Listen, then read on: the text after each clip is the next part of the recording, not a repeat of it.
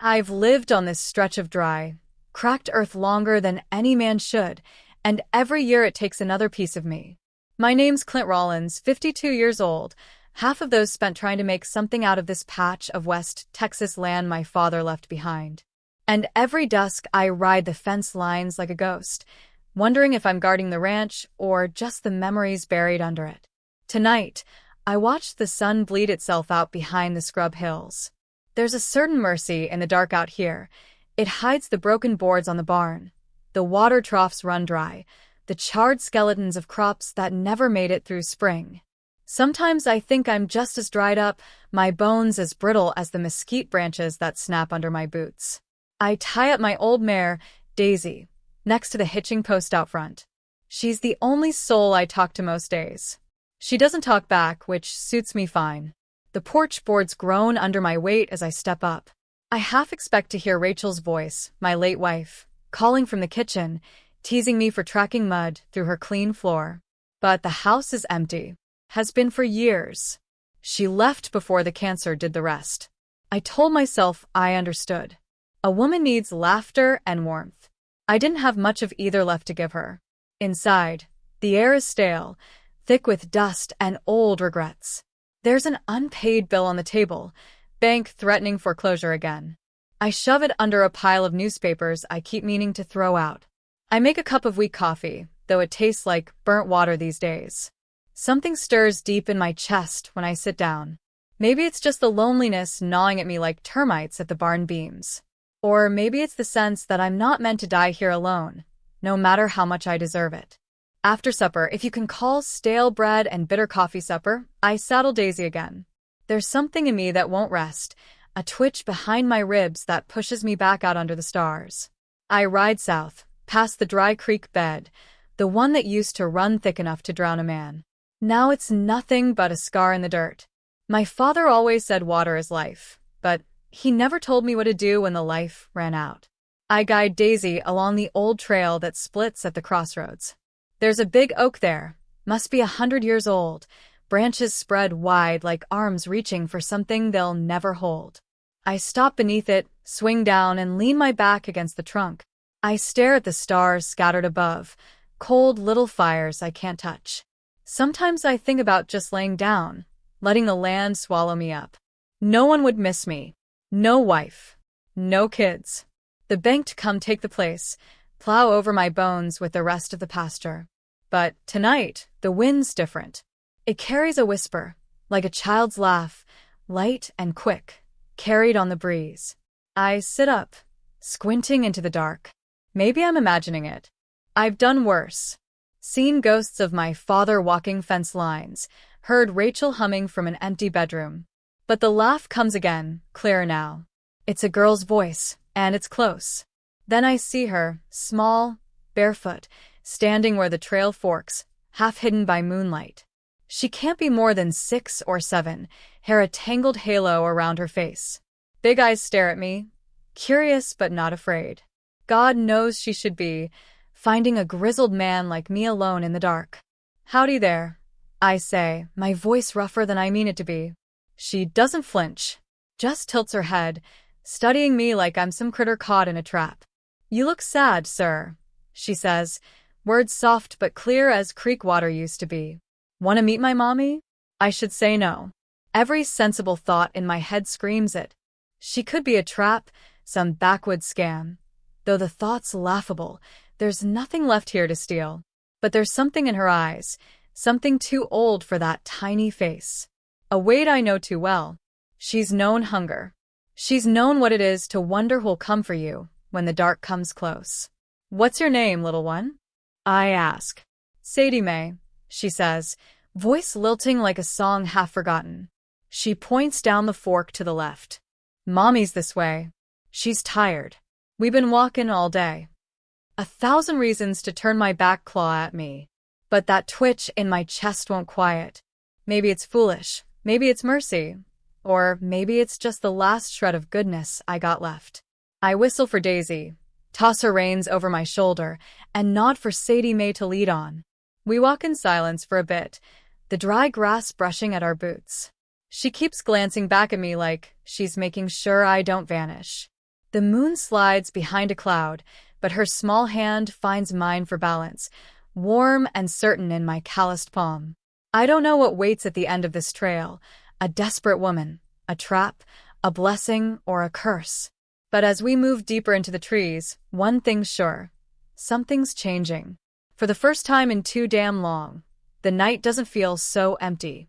And that scares me more than any debt or drought ever could. Sadie Mae led me down a narrow deer path, her small feet stepping over roots and bramble like she'd done it 100 times. I kept close behind her, the lantern I'd grabbed from my saddle casting a soft pool of light that flickered with every step. Somewhere behind us, Daisy's reins dragged through the grass, her hooves crunching twigs. If she was spooked, she didn't show it. I reckoned she had more faith than I did. I tried to figure the girl. She couldn't be older than 7. Dirt clung to her bare legs, and the hem of her nightgown, it looked like an old slip, really, was torn and stained. She didn't have shoes. I wondered when she'd eaten last, where she'd come from, and why in God's name she was out here, wandering the night with nothing but a crooked smile and a question no child ought to ask. After a while, she spoke up, her voice soft as cattails rustling in the wind. "You got a wife?" It caught me off guard. The truth was too heavy to swallow down, so I gave it to her straight. "Not anymore." She nodded like she understood. "Mommy says some folks come and some folks go. She says I gotta hold tight to the ones who stay." "Your mommy's a smart woman," I said. The words came out rougher than I meant. It had been a long time since I'd talked to anyone about things that mattered, longer still since I'd done it with a child looking up at me like I might know something worth knowing.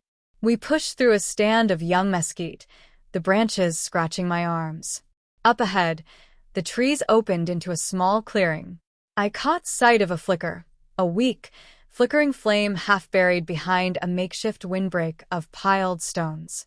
A ragged canvas tarp was stretched between 2 saplings, enough to keep the dew off, but not much more. She dropped my hand and skipped the last few steps to a bundle of blankets beside the fire. "Mommy." I brung him. He was sad. The shape in the blankets shifted. I froze, hand tightening on the lantern's handle. For a moment, the world seemed to hush around us. The fire popped, the wind paused, even my breath felt too loud. Then she sat up. Her hair was dark, knotted at the ends, and her face, even in the poor light, looked worn by miles and worry. She couldn't have been more than 30, but life had laid its rough hands on her. She had Sadie Mae's eyes, though, big, watchful, and wide enough to hold a whole night's worth of secrets. "I'm sorry," she said before I could find my tongue. Her voice was stronger than I expected. I told her not to wander. "She don't listen worth a damn." Sadie Mae crawled into her lap, her small fingers wrapping around her mother's wrist. I could see the bones there, sharp underskin that looked too pale in the firelight. "I reckon I don't mind," I said. Better she found me than someone with worse on their mind. She gave me a careful nod, like she was trying to decide if I was a rattlesnake about to strike or just a half-lame coyote sniffing at her camp. "I'm Rosalie.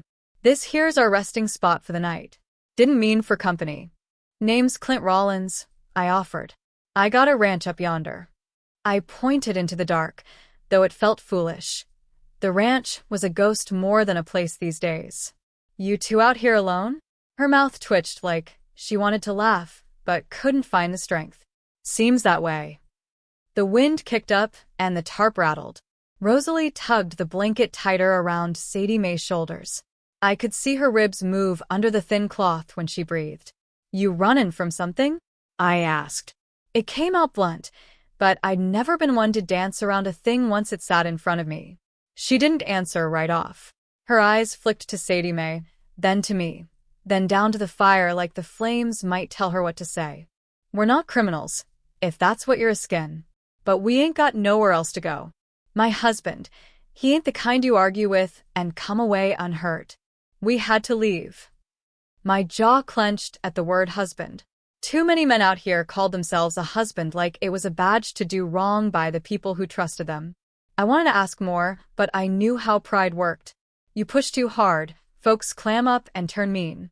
How long you been on the road? I asked instead. Long enough that my feet don't remember what a bed feels like, she said. Her laugh was dry as bone. You got any food? I hate to ask. She ate the last of the bread yesterday. I glanced at Sadie Mae, who was trying to pretend she wasn't listening, her eyelids drooping heavy. There was something about that tiny, stubborn child that pulled at the splintered places in my chest. Maybe she reminded me of what I'd lost. Maybe she reminded me of what I'd never had. I got some jerky in my saddlebag. A tin of beans, too, I said. Ain't much, but it'll fill your bellies better than the cold will. Rosalie's eyes glistened in the firelight. She didn't thank me, not with words anyway. Just a small nod, the kind that says more than a whole speech ever could. I fetched the food from Daisy's saddle. When I handed it over, Rosalie's fingers brushed mine, callous like mine, yet small and trembling. She tore off a piece for Sadie Mae first. The girl chewed slow, trying to make it last. I looked away, so she didn't see the way my throat worked, swallowing down the heat behind my eyes. I knew what came next. My head told me to turn around, get back on my horse, ride home to my empty house, and let them figure their own way. I owed them nothing. But my gut, that stubborn, soft place I thought was dead, told me I'd never sleep again if I did. I shifted my weight, cleared my throat. It's colder than a banker's heart tonight. I got an empty bunkhouse back in my place. Ain't much, but it's dry and there's wood for the stove. You're welcome to come. Rosalie's eyes widened. For a moment, she looked like she might argue. But Sadie Mae crawled out of her lap, tugged at her mother's sleeve. Mommy, I want to go with him. He's nice. He's got a horse. Rosalie looked at me like she was trying to see through my skin into my bones, searching for the part that might hurt them when they weren't looking. Then she nodded, slow and wary. Just for the night, she said. If it's not too much trouble. I tipped my hat. Trouble's about all I got left these days. Might as well share it. I stamped out the dying fire. The path back to the crossroads seemed longer in the dark, but somehow I felt lighter with the sound of small footsteps beside mine and the warmth of a woman's quiet hope trailing after us. And for the first time in too many seasons, the cold didn't feel quite so cruel. The ranch looked even smaller than I remembered by the time we came up the north fence line, the moon catching on the sagging roof of the barn and the splintered gate I kept meaning to fix. I caught Rosalie glancing around, probably wondering what kind of fool still clung to a place that looked half dead. I didn't blame her. I wondered the same most nights. Sadie Mae clung to my hand like she'd known me her whole life, her other arm wrapped around that battered cloth rabbit she'd fished out of Rosalie's bag. She hadn't said a word since we left the clearing, just kept looking at my face like she expected answers I didn't know how to give. I tied Daisy to the rail near the pump, gave her a gentle pat on the neck. I'll fetch you water in a bit, girl. You done good tonight.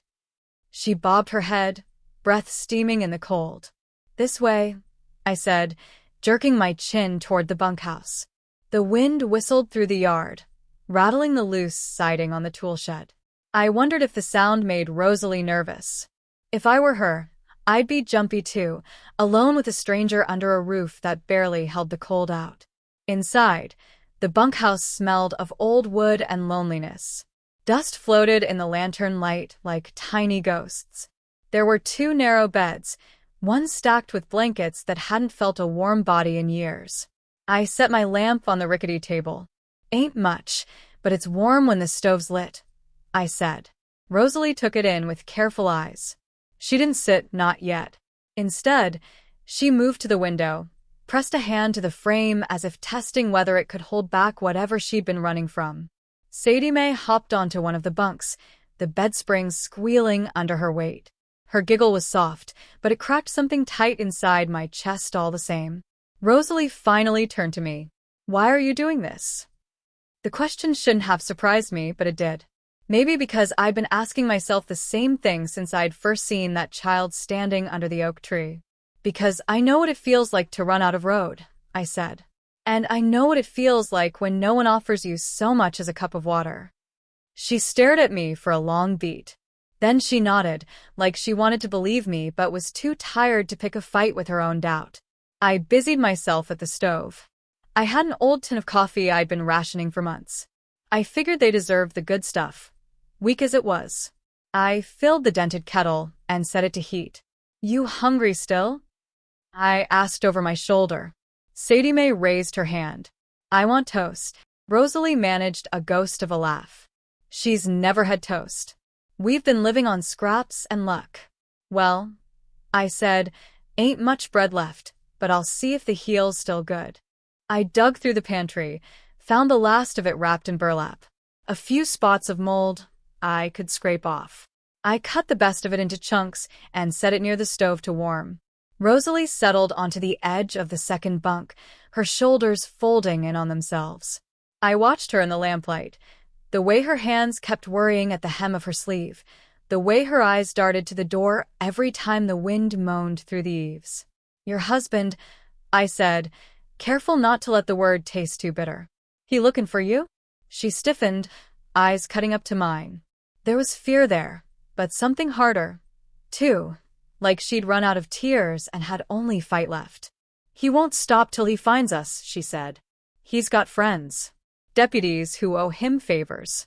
Folks who think a man owns what he puts his name on." I felt my jaw clench. I hated men like that, men who thought fists and fear were the same thing as love. I'd seen plenty back when I used to ride the circuit fence for old ranch families that treated their stock better than their wives. But this felt different. Too close. "You don't owe me details," I said. "But if he comes here—" "He won't come here," she cut in, though her voice trembled. "He don't know this place exists." I didn't push it. She was lying to herself, but sometimes that's the only way to make it through a night. I poured her a tin cup of coffee and handed it over. She wrapped her hands around it like it might keep her alive. Sadie Mae crawled over to Rosalie, settled in her lap. She looked at me with that same too big gaze. "Are you going to make us leave, Mr. Clint?" I knelt so I was eye level with her. My knees popped in protest.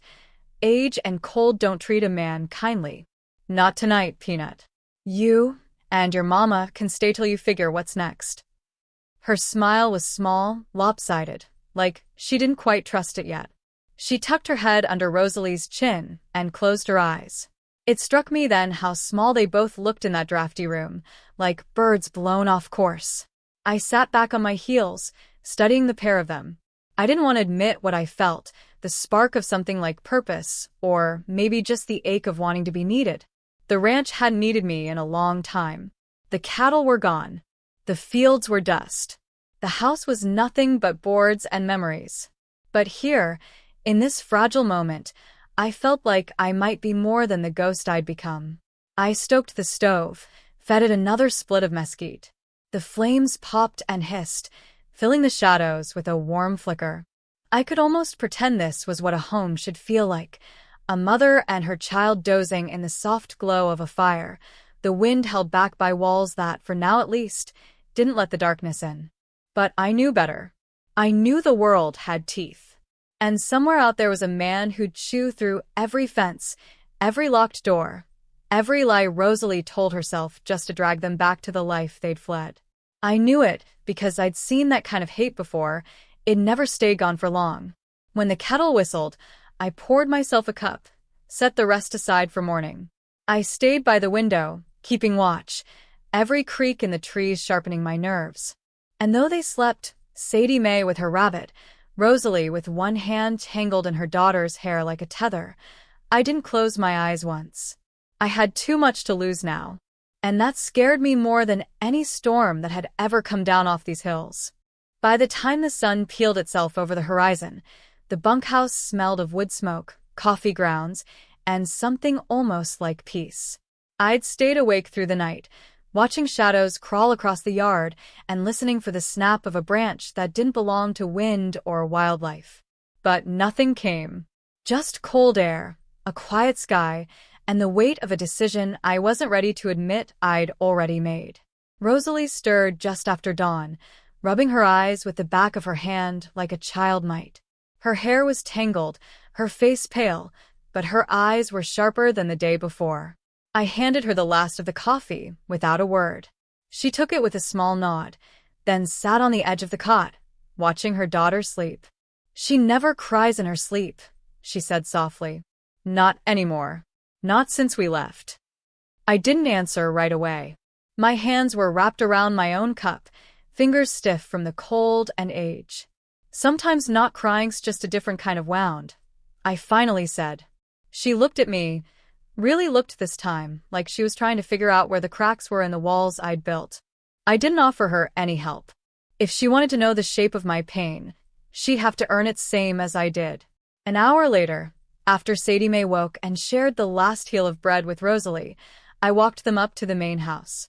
The kitchen windows were clouded with dust, the porch half collapsed, but I figured a warm stove and 4 walls were worth the risk of memories. Rosalie's hand brushed the doorframe as we stepped inside, a quiet gesture, almost reverent, like she knew this place had been more than just shelter once. Sadie Mae wandered ahead, hopping from board to board like they were stepping stones over lava. "It's big," she whispered, spinning in place. "Used to be louder," I said. "Family dinners. Storm nights by the fireplace. It's been empty a while." Rosalie moved carefully, eyes taking in the old photographs on the wall, the worn table, the cracked dishes still sitting by the sink. "Feels like it remembers," she murmured. I didn't say what I was thinking, that this house remembered too much. We spent the morning mending things. I showed Sadie Mae how to stack kindling, how to listen for the snap that meant the wood was too green. Rosalie helped me patch the hole in the pantry roof with scrap tin I'd stashed years ago. I'd never seen a woman work so steady. She didn't flinch at rusted nails or splinters. Whatever life had dealt her, it hadn't made her soft. By mid-afternoon, the sun hung lazy in a pale sky, and the wind had calmed to a low breath that stirred the grass. I was standing by the barn, sorting through old tack, when I saw it, a dust trail rising along the western ridge. At first, I figured it was nothing. Could have been a ranch hand from over in Dry Fork, or some wayward traveler cutting across the flats. But the closer it got, the more my gut twisted. Too direct. Too purposeful. The kind of ride a man makes when he's not coming to visit. I called for Rosalie. She came running, hair tied back with an old bandana, her shirt smeared with grease from the busted pump she'd been helping me fix. The moment she saw my face, her expression hardened. "You saw something," she said. "Rider coming in fast," I replied.